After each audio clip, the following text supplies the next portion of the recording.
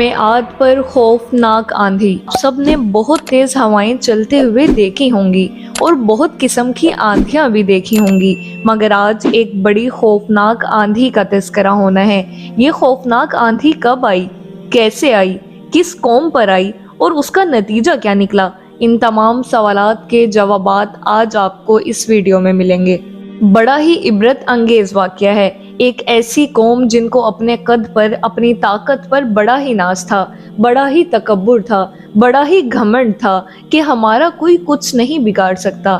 بات ہو رہی ہے قوم عاد کی۔ قوم عاد مقام احقاف میں رہتی تھی، جو امان و حضر و موت کے درمیان ایک بڑا ریگستان ہے۔ ان کے مورث اعلیٰ کا نام عاد بن اوس بن ارم بن سام بن نوح ہے۔ پوری قوم کے لوگ ان کو مورث اعلیٰ عاد کے نام سے پکارنے لگے۔ یہ لوگ بت پرست اور بہت بدعمال اور بد کردار تھے۔ اللہ تعالیٰ نے اپنے پیغمبر حضرت ہود علیہ السلام کو ان لوگوں کی ہدایت کے لیے بھیجا، مگر اس قوم نے اپنے تکبر اور سرکشی کی وجہ سے حضرت ہود علیہ السلام کو جھٹلا دیا اور اپنے کفر پر اڑے رہے۔ حضرت ہود علیہ السلام بار بار ان سرکشوں کو عذاب الہی سے ڈراتے رہے، مگر اس شریر قوم نے نہایت ہی بے باکی اور گستاخی کے ساتھ اپنے نبی سے یہ کہہ دیا، جس کا ذکر قرآن مجید فرقان حمید کی سورہ الاعراف میں موجود ہے۔ ترجمہ: کیا تم ہمارے پاس اس لیے آئے ہو کہ ہم ایک اللہ کی عبادت کریں اور جن چیزوں کی عبادت ہمارے باپ دادا کیا کرتے تھے انہیں چھوڑ دیں؟ اگر تم سچے ہو تو لے آؤ وہ عذاب جس کی تم ہمیں وعیدیں سناتے ہو۔ آخر عذاب الہی کی جھلکیاں شروع ہو گئیں۔ 3 سال تک بارش ہی نہیں ہوئی اور ہر سال قحط اور خشک سالی کا دورہ ہو گیا، یہاں تک کہ لوگ اناج کے دانے دانے کو ترس گئے۔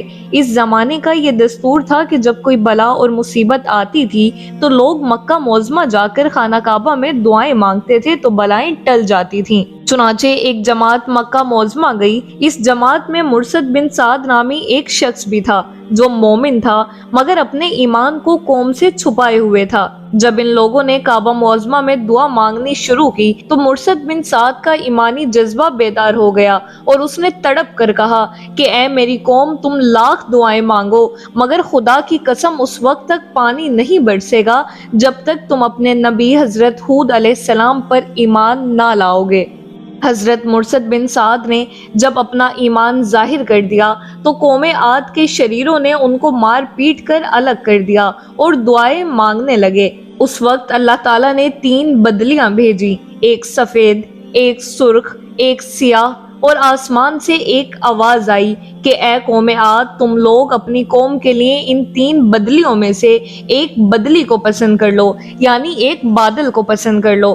ان لوگوں نے کالے بادل کو پسند کر لیا اور یہ لوگ اس خیال میں مگن تھے کہ کالا بادل خوب زیادہ بارش دے گا، چنانچہ وہ ابر سیاہ قوم عاد کی آبادیوں کی طرف چل پڑا۔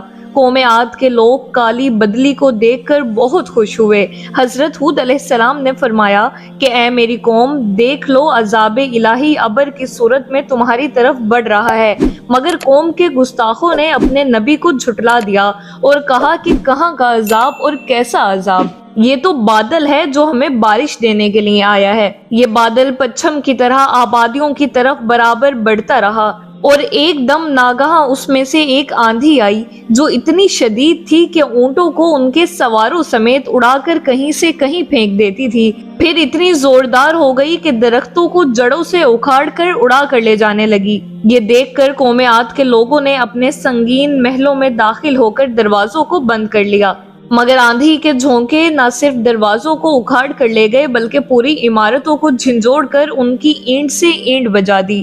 7 رات اور 8 دن مسلسل یہ آندھی چلتی رہی، یہاں تک کہ قوم عاد کا ایک ایک آدمی مر کر فنا ہو گیا اور اس قوم کا ایک بچہ بھی باقی نہ رہا۔ جب آندھی ختم ہوئی تو اس قوم کی لاشیں زمین پر اس طرح پڑی ہوئی تھیں جس طرح کھجوروں کے درخت اکھڑ کر زمین پر پڑے ہوں۔ چنانچہ قرآن پاک میں ارشاد ربانی ہے۔ ترجمہ: اللہ نے وہ آندھی ان پر لگاتار 7 راتیں اور 8 دن پوری قوت کے ساتھ مسلط کر دی، تو تم ان لوگوں کو ان دنوں اور راتوں میں یوں پچھارے ہوئے دیکھتے ہو گویا کہ وہ گری ہوئی کھجوروں کے سوکھے تنے ہیں۔ میرے اسلامک آئیکن کے ناظرین، پھر قدرت خداوندی سے کالے رنگ کے پرندوں کا ایک گول نمودار ہوا، جنہوں نے ان کی لاشوں کو اٹھا کر سمندر میں پھینک دیا، اور حضرت ہود علیہ السلام نے اس بستی کو چھوڑ دیا اور چند مومنین کو جو ایمان لائے تھے ساتھ لے کر مکہ مکرمہ چلے گئے، اور آخر زندگی تک بیت اللہ شریف میں عبادت کرتے رہے۔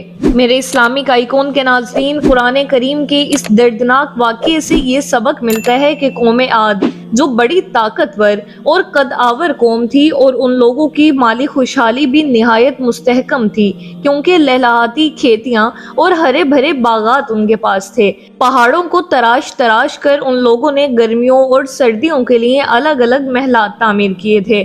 ان لوگوں کو اپنی کثرت اور طاقت پر بڑا اعتماد اور سامان عیش و عشرت پر بڑا ناز تھا، مگر کفر اور بدعمالیوں اور بدکاریوں کی نحوست نے ان لوگوں کو قہر الہی کے عذاب میں اس طرح گرفتار کر دیا کہ آندھی کے جھونکوں اور جھٹکوں نے ان کی پوری آبادی کو جھنجھوڑ کر چکنا چور کر دیا، اور اس پوری قوم کے وجود کو صفائے ہستی سے اس طرح مٹا دیا کہ ان کی قبروں کا بھی کوئی نشان باقی نہ رہا۔ تو پھر بھلا ہم لوگوں جیسی کمزور قوموں کا کیا ٹھکانہ ہے کہ عذاب الہی کے جھٹکوں کی تاب لا سکیں؟ اس لیے جن لوگوں کو اپنی اور اپنی نسلوں کی خیریت اور بقا منظور ہے، انہیں لازم ہے کہ وہ اللہ اور رسول کی نافرمانیوں اور بدعمالیوں سے ہمیشہ بچتے رہیں، اپنی کوشش اور طاقت بھر اعمال صالح اور نیکیاں کرتے رہیں، ورنہ قرآن مجید کی آیتیں ہمیں جھنجھوڑ کر یہ سبق دے رہی ہیں کہ نیکی کی تاثیر آبادی اور بدی کی تاثیر بربادی ہے۔ قرآن مجید میں ذکر ہے کہ بہت سی بستیاں اپنی بدکاریوں اور بدعمالیوں کی وجہ سے ہلاک اور برباد کر دی گئیں، اور ایک اور جگہ ذکر ہے کہ اگر بستیوں والے ایمان لاتے اور ڈرتے تو ضرور ہم ان پر آسمان اور زمین سے برکتیں کھول دیتے، مگر انہوں نے تو جھٹلایا تو ہم نے انہیں ان کے کیے پر گرفتار کیا۔ ناظرین، اس واقعے کو سن کر جہاں رب عز و جل کی طاقت اور اس کی شان و قدرت کا اندازہ ہوتا ہے، وہاں ہمیں اپنی اوقات بھی پتہ چلتی ہے۔ ہم کچھ بھی نہیں، وہ مالک ہے، وہ سب کچھ جب چاہے جیسے چاہے کر سکتا ہے۔ ہمیں چاہیے کہ اللہ تعالیٰ کی فرما برداری میں زندگی گزاریں، عاجزی انکساری اختیار کریں، اس کے غضب سے، اس کے قہر سے اس کی پناہ مانگتے رہیں، اور اس کی رحمت کی بھیک اسی سے مانگتے رہیں۔ اور قرآن مجید رب کی رحمتوں کو حاصل کرنے کا بہترین ذریعہ ہے۔ خوب تلاوت قرآن کیجیے اور ترجمہ تفسیر بھی پڑھیے تاکہ قرآن پاک کا فہم نصیب ہو۔ اللہ پاک مجھے اور آپ کو قرآن پاک پڑھنے، اسے سمجھنے اور اس پر عمل کرنے کی توفیق عطا فرمائے۔ آمین بجاہ النبی آمین۔